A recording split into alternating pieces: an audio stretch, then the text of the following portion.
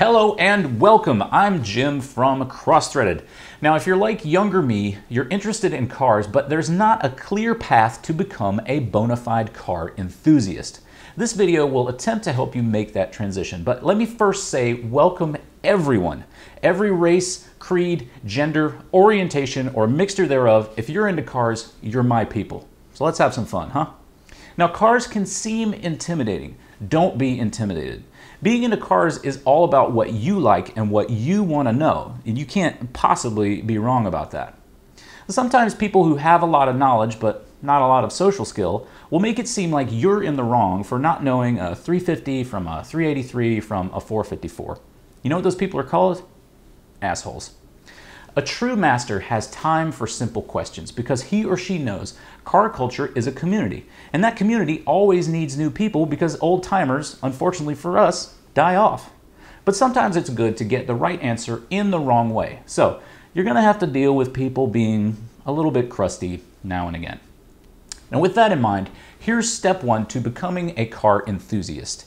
Embrace not knowing. Now, here at Cross-Threaded, we embrace not knowing as if it were our long-lost papa back from the Great War. It's better to be delighted when something appears to occasionally go right than to get depressed when things have a few flaws. That's why we name this thing Cross-Threaded. On to step two, or maybe 2 and 3. Try everything and let it take time. You might know that you think cars are cool, but you might not realize there's some facet of this giant world that really does it for you.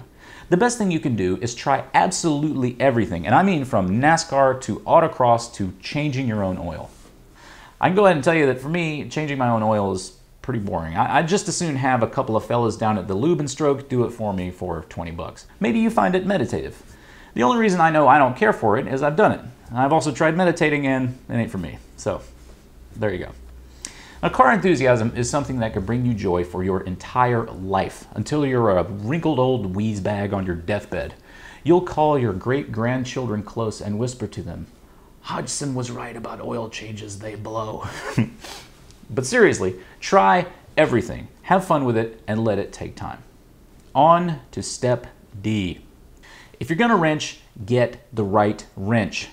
Understand that if you've decided to work on cars, you're now not only a car enthusiast, but a tool collector as well. That's because using the wrong tool leads to abject misery. Would you use an adjustable wrench as a rectal thermometer? Probably not. You'll run into enough stripped out fasteners in your life without rounding the good ones off with the wrong tool, so use the right tool. Now, lots of places like AutoZone or Advanced Auto will let you borrow specialized tools like left-handed screwdrivers or fallopian tubes.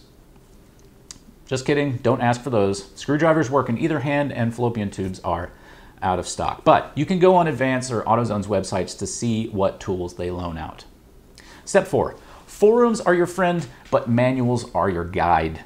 It seems to me like Facebook groups are slowly taking the place of forums, but my point is that you can look up almost anything you'd need to know online. Someone on the enthusiast forums of your make and model will surely have the answer. Of course, for an even faster response, post the wrong answer, and someone who needs a little self-esteem boost will correct you. That internet phenomenon is called Godwins Law. But lots better than forums or Facebook are the factory service manuals. If you can get your hands on those for your make and model, they'll seem pricey, but worth it. Step 5, damn the torpedoes. Now, that's a phrase supposedly uttered by Admiral David Farragut at the Battle of Mobile Bay. Historians question that it happened, but the story goes, Farragut wanted to know why the ship he was on wasn't advancing. He was told there were torpedoes or naval mines in their path, to which he supposedly responded, "I just peed my pants." Not really. You're going to have problems as a car enthusiast. Floor pans are going to rust out, head gaskets are going to fail, electronics are going to conspire to bedevil you until you're ready to chuck a cup of gas and a kitchen match into your car and kick the whole burning mess into a lake. You just got to soak that up as part of the game. Don't let it discourage you. It helps if you're not attempting an engine swap the day before you have to drive to work, but if you have to take a cab or walk, well, maybe consider that what they call a teachable moment. So, to sum up, embrace not knowing. Try everything. Let it take time. If you're gonna wrench, get the right wrench and don't miss your finger. and damn the Torpedoes.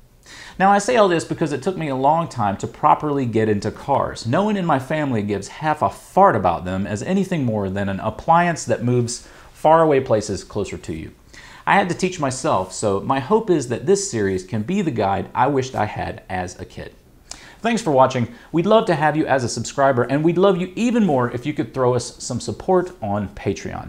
Check out our website at crossthreaded.us, and if you see any torpedoes in your path, give them a good old damning for me.